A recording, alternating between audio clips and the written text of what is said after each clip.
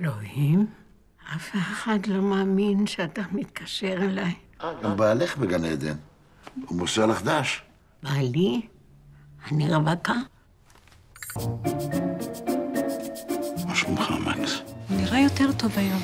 על מה את מדברת? תעזור לי לקבור עם זה. זה מחמיא לי מאוד שפנית אליי. כבר הרדמתי עם החומר הזה הרבה כלבים. אתה מתכוון להרדים את בעלי עם חומר הרדמה לכלבים? בעלך? מפעיל את השעון. החומרים שלך משתחררים באופן אוטומטי. אתה לא רוצה להגיד לי מה אתה בונה הפעם? אני בונה מכשיר להמתת חסד. מכשיר להמתת חסד, הלב. חבורה של רוצחים, זה מה שאתם. אולי כדאי שנחזור בלילה. כך אנחנו לא מושכים תשומת לב. חדר 40. אתה יודע שאתה על 140? זה 750 שקל. טוב, אני אבטח הפעם, סע. זה, אמרתי שביטלתי. אתה אהבת אותו מאוד, נכון? לא כל אחד היה עושה מה שאת עשית בשבילו.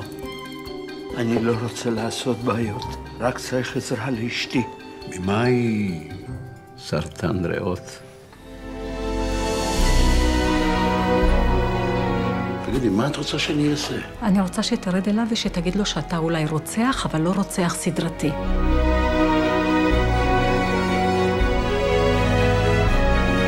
תגיד לי, מה קרה למקום הזה?